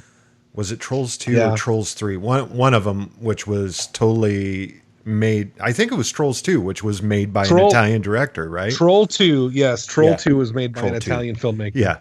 And they did a Star Wars ripoff. They did. They're known to do that because of the copyright laws there, or something around that. There's something weird. There's some loophole that allows them to do that, and they just do it. Well, this is so high profile because it's Clint Eastwood's first movie. Right. If Clint Eastwood was not in this movie, if they had cast any of those other American actors or an Italian lead, no one would ever heard of this. Well, and it was also because it became international. Like the movie became international, so that's why it's so big. And it was viewed. It was. I think there were like 20 some other spaghetti westerns before this movie. And this is the one that essentially exploded it onto the scene. Yeah. And so that's where it gets its credit. It gets its credit because it just ballooned out and became, international instead of just in Italy or Spain or what have you over in Europe. But this isn't a comparison between like watching the movie Scream and then watching Scary Movie. Right. I mean, no, it's not a parody. This is not a parody or even an homage. This is like I copied the movie. Right. Right. Yeah.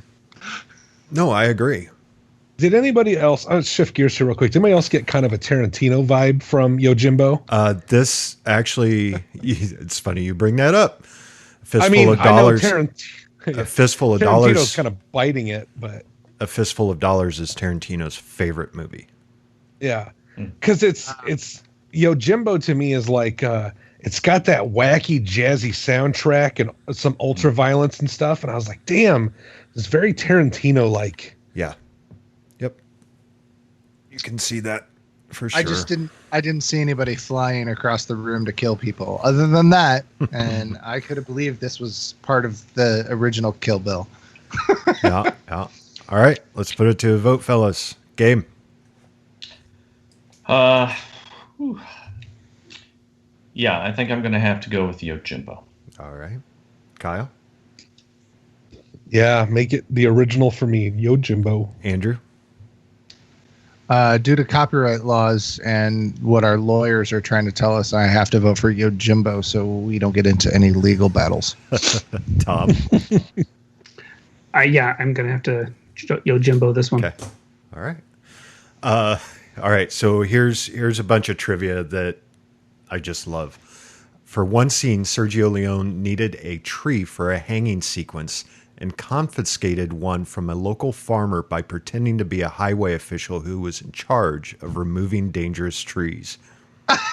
They actually transplanted it. They uprooted it and planted it in a different spot. Wow. God. I suppose it would take a long time to grow one in that spot. Yeah. Hey, can we have craft services come over here with some shovels? Yeah, I know you guys aren't doing anything. You guys got lunch already? Cool. Okay, shovels. Get art department. Is that the one? Is that the one at the beginning that has the noose on it? Yes, that's the hanging tree. Oh, you need that shot so bad that you steal a tree? Yeah, you can't fake a tree for that. Oh, Jesus. Hey, set dressers. You've got a new job today. Art. That's art department. Yep. Art department. Build a scaffold out of scrap wood. And make it look like a tree. You can't do that? Okay, well, there's a tree across the road over there. Could you dig it up and transplant it over here for me? There was other trivia that said that he had spotted the tree, and that was the tree that he wanted. So he pulled that off and got the tree. Gosh. Akira Kurosawa asked his sound engineer, Ichiro Minawa, to come up with a sound effect to be used when a sword is cutting and killing someone. After testing out slicing a sword into beef and pork, he finally found the perfect sample, putting 2 wooden chopsticks inside a raw chicken, then hacking it with a sword. So the chopsticks were kind of like maybe bone-like or something? Yep. They click. I think it would be fun to be a sound person like that, going out and making up sound effects. Yeah, Foley artists. Stuff. They have so much fun. Yeah, you just like, oh, hey, we're gonna let's break some celery sticks. Make it sound like bone. We needed similar of someone's head getting smashed in a film that I did, and we used actually a pumpkin, and we beat a pumpkin with a crowbar. And that was what we used for the sound of a head getting hit. Yep. It sounds like a therapeutic thing too. It was amazingly enough. It's fun. All of the crew all came out and took a whack at it. Most of the extras and bit players in A Fistful of Dollars were recruited from the local gypsy population. Wow. It's insane. There's so much insane trivia around. Yes, exactly. Clint Eastwood, I believe, did the movie, which took 8 weeks. He made $15,000 on Fistful of Dollars. Yes, he did it for $15,000. I don't know. I wonder what that is now. Yeah, for inflation. Yeah. I don't know. Yeah, quite a bit. Yeah, Akira Kurosawa, like in most Kurosawa films, rainy weather is present in a few scenes, increasing the effect of the character's discomfort. The windy weather all throughout the film represents the chaotic life in the town. When A Fistful of Dollars made this one's mainly for Kyle. When A Fistful of Dollars made its U.S. network television debut on the ABC Sunday Night Movie in February of 1975, a new prologue was added in which an unidentified lawman or politician, played by Harry Dean Stanton, orders Joe, Clint Eastwood, to get rid of the gangs of San Miguel in return for a pardon. Neither Eastwood nor Leone were involved in the shooting of this additional footage. A double with his face hidden and stock footage of Eastwood were used. Monte Hillman directed the new footage. This prologue is now available on special edition released in 2005. Weird. How bizarre. Isn't that crazy? Why would they do that? They felt that was necessary? Yes. The audience is too dumb to get why he's doing this. Exactly. And he can't just be doing it exactly out of his own volition. Okay. I think that just trying to give him a motive. Yep.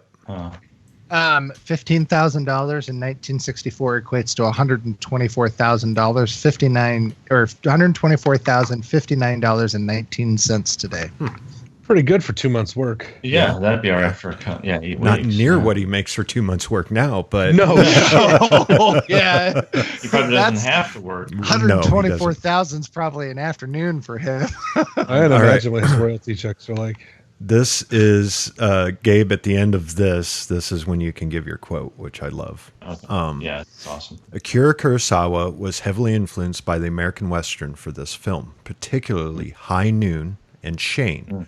He also admitted to being heavily influenced by the previously stated The Glass Key and the as yet unadapted 1929 novel Red Harvest. Writer and director Sergio Leone was influenced immensely by The Rifleman, which was very popular at the time.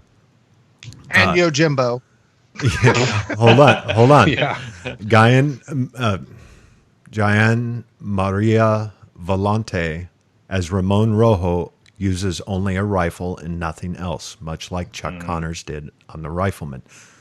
According to Mickey Cox, Sergio Leone ran Yojimbo in a moviola while constructing the script and blocking the action. What? I'm gonna watch the movie and write the script at the same time. It's all right. It'd be like streaming it today, streaming it and then writing down what they said and then making a movie from it. When asked his name, the samurai calls himself Kuwabatake Sanjuro, which he seems to make up while looking at a mulberry field by the town. Thus, the character can be viewed as an early example of the man with no name. A fistful of... He doesn't give his real name. It means 39-year-old mulberry field or something like that. A Fistful of Dollars' U.S. release was delayed when Yojimbo screenwriters Akira Kurosawa and Ryuzu Kikushima sued the filmmakers for breach of copyright. Kurosawa and Kikushima, it's a tongue twister, won, and as a result received 15% of the movie's worldwide gross and exclusive distribution rights for Japan, Taiwan, and South Korea. And they've never seen the movie today. Kurosawa said he made more money off A Fistful of Dollars than he did on Yojimbo. Whoa. Wow. Interesting. And here is the last little bit. Because these two movies have been on our list since we started the podcast. Walter Hill, however, also remade Yojimbo years later as Last Man Standing, starring Bruce Willis, and credited Kurosawa's film as the original source. All three films follow a similar plot, although each take place in a far different setting and time in human history. So, yeah. But everything is so muddled with, taking inspiration from, directly stealing from. It's crazy. It's how it weaves together. And Gabe, what's your little trivia? Well, I read I read a quote from Kurosawa. Apparently, he had written a letter to Sergio Leone and said, "I've seen your movie. It's a very good movie. Unfortunately, it's my movie." And I thought that was a really... I love that. I thought that was a really great way to put it. It's kind of like complimentary and I caught you all at the same time, Wow. I just thought that was pretty interesting. All right. But I just want to make one really quick comment about the Walter Hill movie. What was it called? Do you remember? Last Man Standing. Last Man Standing. It's not great, but it's another one that has really interesting music in it. You should look up the soundtrack to that. It's got this really cool guitar music in it. And, anyway, that's it. Nope. Agree. Because that was going to be my recommendation, Gabe. Well, you can still recommend it. I was just recommending the music. Now. Okay. Gabe. Yeah, Gabe recommended the soundtrack. You can do the movie. Yes. Speaking of recommendations for this month, while I do the math, let's go ahead and recommend something. Kyle. All right. So I keep a list of all the movies I watch in a year. That's something I just started not too long ago. And so since the last time we've done this podcast, I've watched 3 movies, and I had to choose one of them to recommend tonight. So I'm going to read you the 3 movies I've watched since the last time we've met. Escape Room, The Wrong Missy, and The Invisible Man. So I'm going to recommend one of those movies, and the other 2 can fuck right off. Because Escape Room is terrible. And The Wrong Missy is one of the worst films I've ever seen. And I mean, ever. Wrong Missy? It's on Netflix, right? David Spade and Lauren Lapkus. Awkward. David Spade looks 60 years old and is wearing a really bad wig in that movie. He doesn't have any facial hair and it looks so bizarre. He's just so weird. God awful. But if you have watched everything else on the internet, I suppose you can watch The Wrong Missy. My mom wanted to watch it because she's with no the target sound audience. No, she watched it over at our place, but she thought, oh, it looks funny. It's got David Spade in it, and we watched it. It is a foul-mouthed, disgusting movie, which I normally don't have a problem with, but it's a bit awkward when you're sitting next to your mom. But we got 45 minutes into it and we stopped. And then I can't remember. We did something else. And then I said, shit, I'm going to have to finish watching that movie. I can't leave a movie not finished. So then we watched the rest of it and regretted everything. I think maybe I laughed 2 or 3 times. Just the sheer lunacy of stuff that was happening. But it's mostly garbage. And now it sounds like it's my recommendation. So I'm going to move on. The Invisible Man. I think 2020 came out this year. I think right around the time COVID hit. Yes. Is such an interesting, cool movie. I really dig it. I recommend it to everybody. And when you watch it as like a film fan, think about, we're talking about making movies on the cheap, right? So Sergio Leone made this movie on the cheap.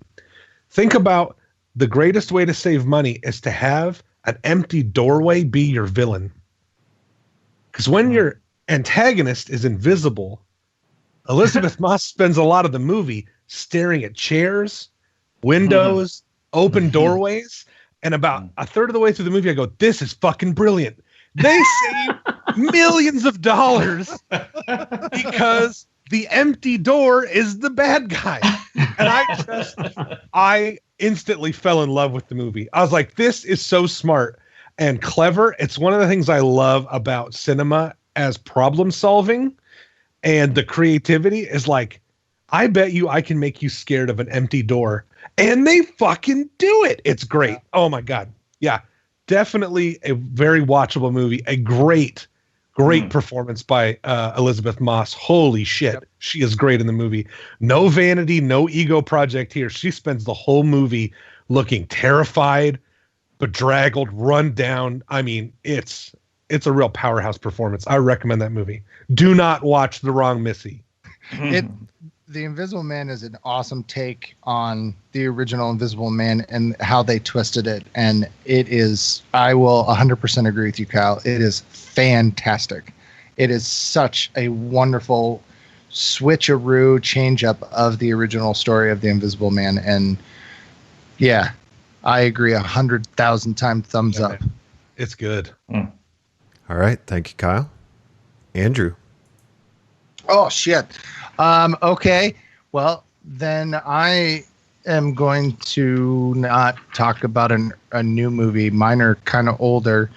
They stick with the Western feel a little bit. They are a couple of, there's a 1 and 2, so I'm recommending them both because you got to watch both of them because you got to see what happens in the second one. They're movies I wouldn't say grew up with, but when I was younger, we watched them because they were really fun Western movies.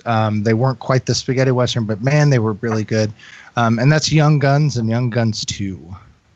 So I really enjoyed them. They've got Emilio Estevez and Kiefer Sutherland and Lou Diamond Phillips are all in them. They're just fun Westerns, 80s and late 80s and early 90s. Yeah. Yep. So Young Guns and Young Guns 2. Yeah, they really pull off that stories pretty well in both of them. And like I said, you got to watch them both because that way you get to find out actually what happens to Billy the Kid. And so, yeah, it's pretty good. So there you go. Young Guns and Young Guns 2. And I was like, Emilio. Yeah, Emilio. Tom. All right. So I'm going to kind of go in a little bit different route. It's a movie with a score by Ennio Morricone. And it's from, 1998. It's got Tim Roth in it, and it's directed by Giuseppe Tornatore, who did Cinema Paradiso, which is one of my favorite movies. It's not an Italian film. It's actually in English, obviously, because Tim Roth is in it. And Pruitt Taylor Vince, who is also a really great actor. But it's called The Legend of 1900. And it's about a boy who was born on a cruise ship at the turn of the century, right on January 1st, and they name him 1900. And he is raised on the boat, and he is just compelled to stay on this boat. Like, it is his entire world. He never leaves the boat, but he's this piano virtuoso. And there are some just really, really great scenes in it. There's a piano duel, and then there's a really great scene where the seas get really rough, and he's playing the piano, and it's like just coasting around the ballroom while he's playing it. It's beautifully shot. And then, of course, the music is absolutely stunning, and it's obviously not Western music. It's more of like classical piano, but it's such a great story. Tim Roth, it's probably one of his best roles he's ever done that nobody has ever seen. It can be a little tricky to find sometimes, but definitely worth the look. So I will warn you, it's almost 3 hours long too. But it's worth the watch. The end is fantastic, and so I would definitely recommend Legend of 1900. All right, thank you, Tom. Interesting. Cool, thanks, Tom. Gabe. Yeah, check it out. I'll put that one down. Well, I'm a little bit inspired by Kyle because I started watching a movie. I very, very rarely do this. I can tolerate almost anything and find something positive in almost every movie. But I started watching a movie that I had heard a lot about, and I stopped it about half an hour in, and just I don't know if I have Kyle's stamina to go back to it and just finish it. And I want to know if you guys have heard of it, and if any of you have seen it. It's an Amazon original called Vast of Night. Oh, just watched it this last weekend. Did you like it? I loved it. I couldn't get through it because it was this like really super fast-paced talking, and nothing was happening, and there were all these really long takes, and I thought at first it was a stylistic choice, but then at times I was like, why are they not cutting to something else? And it's because they don't have any money to cut to anything else, and it's just this long take because that's all they have. I got about 30 minutes in, and I was so lost because they talked so fast I couldn't keep up. And I was like, oh, okay, I'm done. I'm not finding this interesting. There was a section about where I cut it off. They got a phone call at this radio station, and again more talking. We're just listening to this guy talking into a phone to the radio station, and I'm like, and there's a section of it where the screen is just black for like 30 seconds or a minute, and I'm like, what is really like?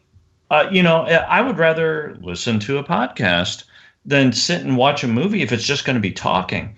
So I don't know. Should I finish it?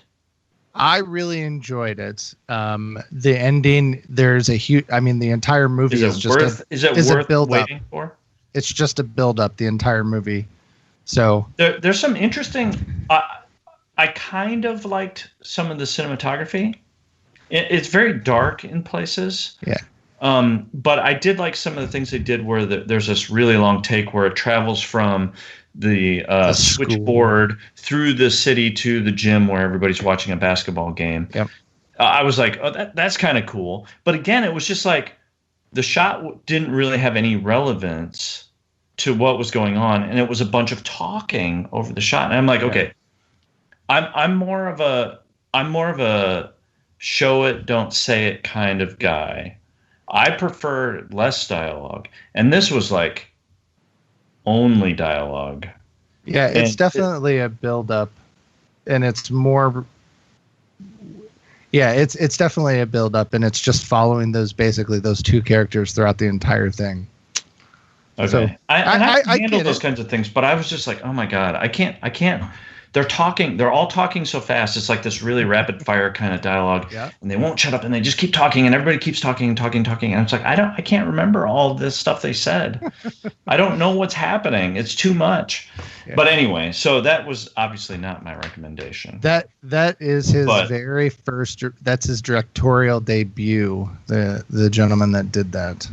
There were some interesting things that I definitely saw in it, but I was like, I don't know if I can do. Andrew Patterson. It was his very, very first movie that he had done, and he got picked up by Amazon to do it. Right. So I got to give him props at least for that. And I'm sure it was really low budget. They didn't have a lot to work with. They couldn't, sure. They couldn't do the things that I had pictured in my head, where the guy's talking on the radio, and we see what he's talking about. They don't have the budget to do that. They can't do that. So we just have to look at the DJ while we hear this guy talking on the radio. And they did some fun stuff with the TV, but okay, maybe I'll go back to it sometime when I have some time. But anyway, so I sorry to digress, but Kyle's talking about the movies he didn't like kind of inspired me a bit. I'm going to be a little bit predictable. I'm going to suggest another spaghetti western. I've mentioned it a couple times already tonight. The Good, the Bad, and the Ugly.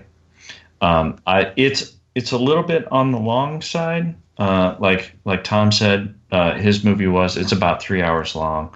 But it's really got some iconic music, some beautiful cinematography with those wonderful landscapes and gritty close-ups. And it's just a really kind of memorable story. So if you have never ventured into spaghetti westerns and have never seen The Good, the Bad, and the Ugly, give it a watch. All right. Thanks, Gabe, I think. What happened? What just happened? I'm sorry. Yeah, I know. Actually, I can beat you and Tom as far as running time goes for my recommendation. Okay. Since you stole my recommendation already and said you couldn't watch it, so I'm not going to talk about it. I'm kidding. I was going to go. I was going to go with Last Man Standing, but I remembered something. This one is actually 6 hours long, and I believe that the timing on this couldn't be better for, I don't know, our country right now. Kind of like when Tiger King came out, everyone was first being placed into lockdown, so that just blew up. And this one, I believe everyone should watch because it's about a true American hero that revisionist history has almost wiped clean as far as what he accomplished and what he did for this country. It stars Justin Salinger, Francis Shoulder, Gabriel Harry Meltz, and it's Grant, a documentary that aired on History Channel. It was just released, last month, something like that, and it was a 3-night event. Runs each episode's 2 hours long. It's super well done. Leonardo DiCaprio was a producer on it. When History Channel is not talking about aliens, lost gold, or whatever junk someone brings in or finds in a barn, they can actually make really good documentaries. And I believe I've talked about those other documentaries. This one is fantastic. And if you want to learn more about Grant, about him coming from nothing and rising up to be president, and you want to see his impact on this country to bring, not only bring it together again, to put it back together during the Civil War, but to also try and help millions of freed slaves be Americans and not be in fear of their life. Grant's something to watch. So, check it out if you can get History Channel streaming, or if you have History Channel on your satellite or cable. Record it, watch it. You're going to learn a lot of good stuff. All right. Cool. Sweet. Let's move on to poking the monkey. I'm going to poke him. Here we go. I got my stick. Poke him. Ladies and gentlemen, may I have your attention, please? Your winner by decision is Yojimbo!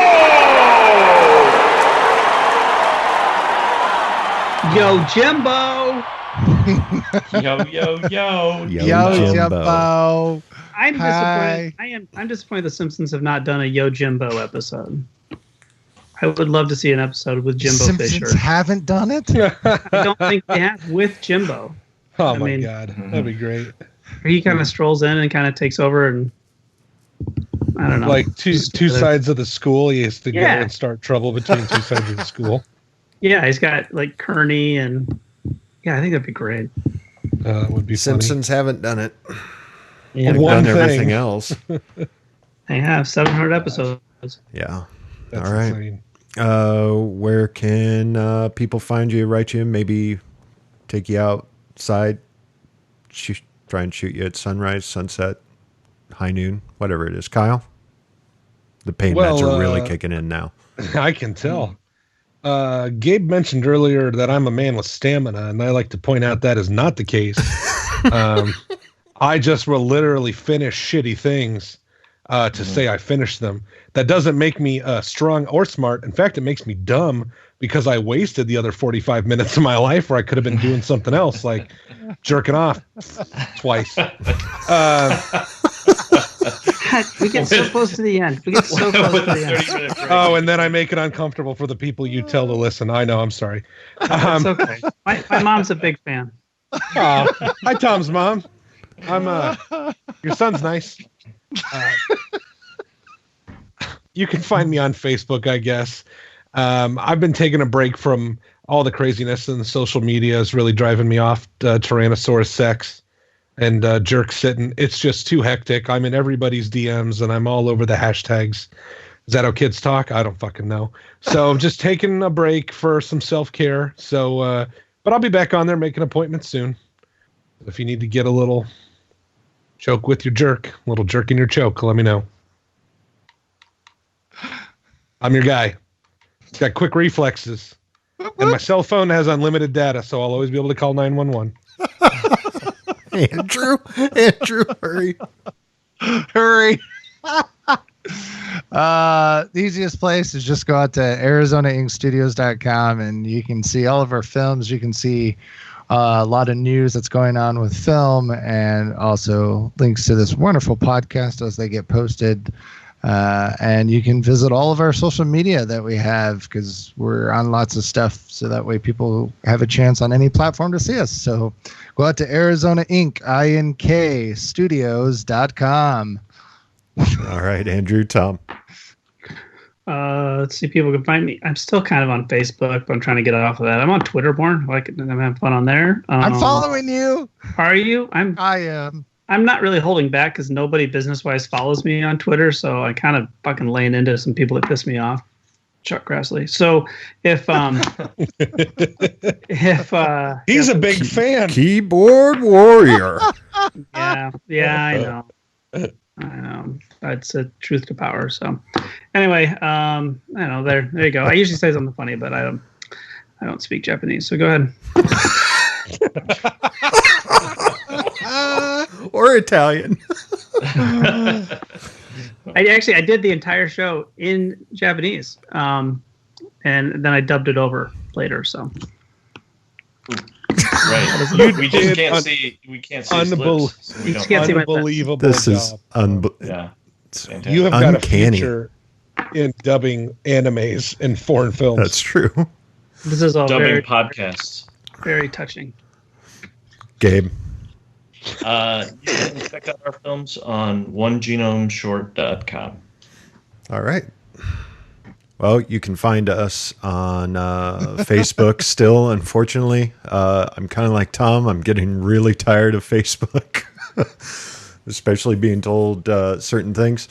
But the boys and I would appreciate it if you could leave us a review on iTunes or whatever podcasting service you use.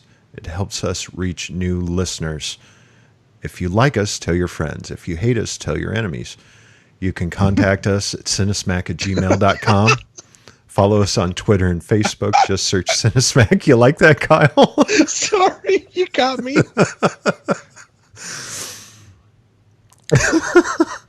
For July, we beat Elon to Mars in order to discuss the Red Planet versus Mission to Mars. Talk about two other films that each studio tried to put out the same year. That's a step back, I think.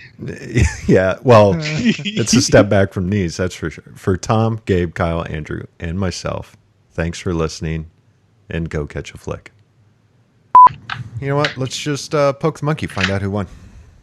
Not who won. I did it again. I did it last week. It's going around. Jeez, dude. Oh, I did it I'll last have what he's month. having.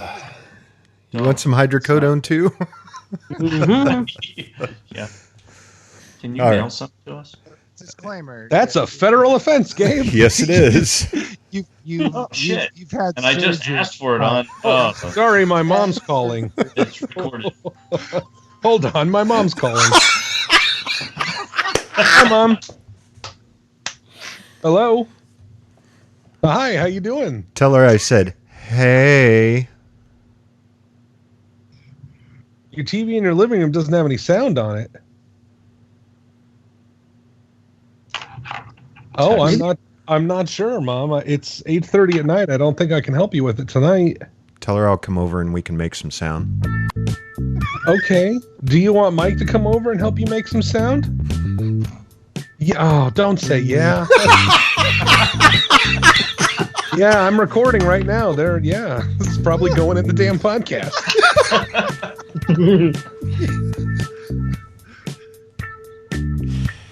Oh, my mom says, be careful going down those steps. She doesn't want you to hurt that cute little butt.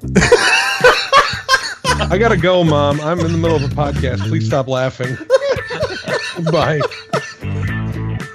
Well, my private shame made public. This has been a test of the Southsider Studios podcast system. This was only a test. If this were a true lack of entertainment, your head would explode.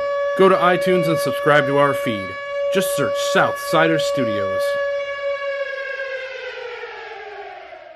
Hey, it is Ryan Seacrest. There's something so thrilling about playing Chumba Casino. Maybe it's the simple reminder that with a little luck, anything is possible. ChumbaCasino.com has hundreds of social casino-style games to choose from with new game releases each week.